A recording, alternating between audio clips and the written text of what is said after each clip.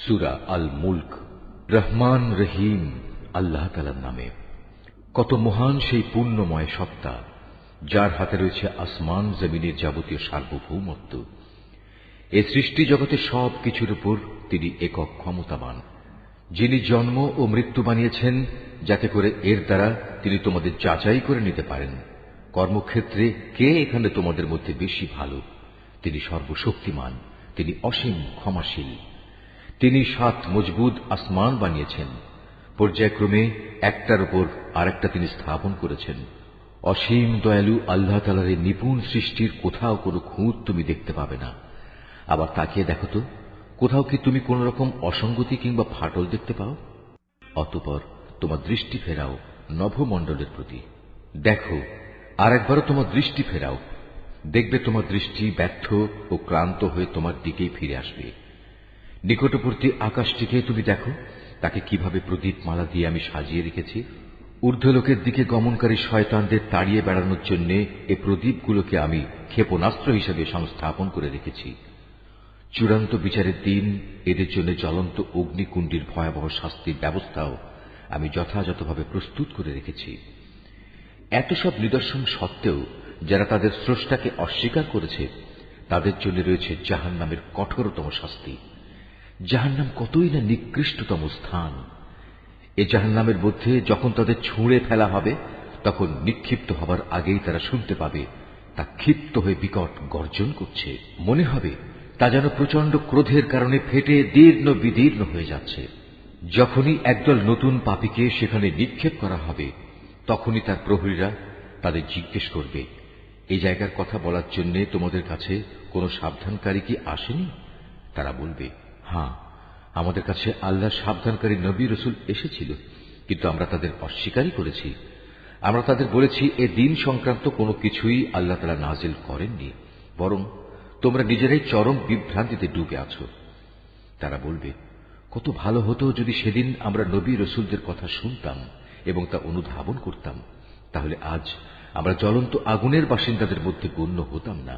অতঃপর তারা নিজেরাই নিজেদের যাবতীয় অপরাধ স্বীকার করে নেবে। ধিক্কার জাহান্নামের অধিবাসীদের উপর। অপরদিকে সেসব সৌভাগ্যবান মানুষ যারা নিজেরা চোখে না দেখেও তাদের সৃষ্টিকর্তাকে ভয় করেছে, নিঃসন্দেহে তাদের জন্য রয়েছে আল্লাহ তাআলার পক্ষ থেকে ক্ষমা ও মহাপুরস্কার।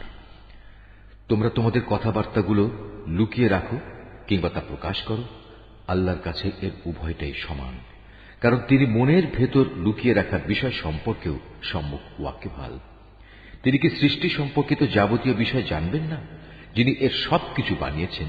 বস্তুত আল্লাহ তাআলা অত্যন্ত সূক্ষ্মদর্শী এবং সর্ববিষয়ে সম্যক জ্ঞাত। তিনি সেই মহান সত্তা যিনি ভূমিকে তোমাদের অধীন করে দিয়েছেন। তোমরা যখন যেভাবে চাও এর অলিগলির মধ্যে দিয়ে চলাচল করো এবং এর থেকে উদ্গত রিজিক তোমরা উপভোগ করো। মনে রেখো, একদিন তোমাদের সবাইকে তাঁর কাছেই ফিরে যেতে হবে। তোমরা কি নিজেদের নিরাপদ ভাবছ মহাশক্তিধর আকাশের মালিক আল্লাহ তাআলার কাছ থেকে? তিনি কি তোমাদের সহ ভূমণ্ডলকে গেড়ে দেবেন না? এমনি অবস্থা যখন দেখা দেবে, তখন তা ভীষণভাবে কম্পমান হবে।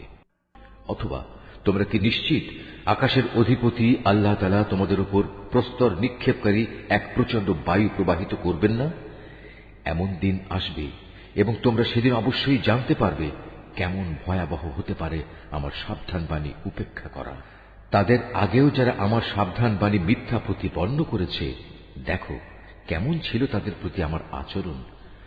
এসব লোকেরা কি তাদের মাথার উপর দিয়ে উড়ে যাওয়া পাখিগুলো কি দেখে না, কিভাবে এরা নিজেদের পাখা মেলে রাখে, আবার এক সময় তা গুটিয়েও নেয়?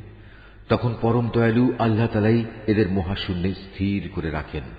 হ্যাঁ, একমাত্র আল্লাহ তাআলাই, তিনি তার সৃষ্টির ছোট বড় সব কিছুই দেখেন।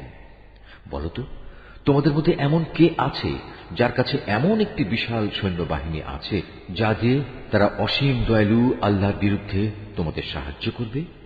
আসলে এই অস্বীকারী ব্যক্তিরা হামেশাই বিভ্রান্তিতে নিমজ্জিত থাকে। যদি তিনি তোমাদের জীবিকার উপকরণ সরবরাহ বন্ধ করে দেন, তাহলে এখানে এমন দ্বিতীয় আর কে আছে যে তোমাদের পুনরায় রিজিক সরবরাহ করতে পারবে? এ সত্ত্বেও এরা আল্লাহ তাআলার বিদ্রোহ এবং গোঁড়ামিতে অবিচল হয়ে রয়েছে। যে ব্যক্তি জমিনের উপর দিয়ে উপুড় হয়ে মুখে ভর দিয়ে চলে সে ব্যক্তি অধিক পরিমাণে হেদায়েত প্রাপ্ত, না যে ব্যক্তি জমিনে স্বাভাবিকভাবে সঠিক পথ ধরে চলে সে বেশি হেদায়েত প্রাপ্ত? হে নবী, তুমি এদের বলে দাও, হ্যাঁ, তিনিই তোমাদের পয়দা করেছেন, তিনি তোমাদের শোনার ও দেখার জন্য কান এবং চোখ দিয়েছেন, আরো দিয়েছেন চিন্তা করার মতো একটি অন্তর। কিন্তু তোমরা খুব কমই এসব দানের কৃতজ্ঞতা আদায় করো। এদের আরো বলো, তিনি এ ভূখণ্ডে তোমাদের সর্বত্র ছড়িয়ে রেখেছেন। আবার একদিন চারদিক থেকে তাঁরই সম্মুখে তোমাদের সবাইকে জড়ো করা হবে। তারা বলে, তোমরা যদি সত্যবাদী হয়ে থাকো তাহলে বলো কবে তা সংঘটিত হবে। তুমি এদের বলো, এ তথ্য তো একমাত্র আল্লাহ তাআলার কাছেই রয়েছে, আমি তো একজন সুস্পষ্ট সাবধানকারী মাত্র। যখন সত্যি সত্যি এ প্রতিশ্রুতিটি তারা সংঘটিত হতে দেখবে যারা দুনিয়ার জীবনে অস্বীকার করেছিল, তখন তাদের সবার মুখমণ্ডল বিকৃত হয়ে যাবে। তাদের তখন বলা হবে, এ হচ্ছে সেই মহাধ্বংস যাকে তোমরা চ্যালেঞ্জ করতে। তুমি বলো, তোমরা কি একথা ভেবে দেখেছ, আল্লাহ তাআলা যদি আমাকে এবং আমার সঙ্গী সাথীদের ধ্বংস করে দেন কিংবা ধ্বংস না করে তিনি যদি আমাদের উপর দয়া প্রদর্শন করেন, সবই হবে তাঁর ইচ্ছাধীন। কিন্তু আল্লাহ তাআলাকে যারা অস্বীকার করেছে তাদের প্রতিশ্রুত কিয়ামতের দিন এ ভয়াবহ আযাব থেকে কে বাঁচাবে? তুমি এদের বলো, হ্যাঁ, সেদিন বাঁচাতে পারেন একমাত্র দয়াময় আল্লাহ তাআলাই। তার উপর আমরা ঈমান এনেছি এবং আমরা তাঁর উপরই নির্ভর করেছি।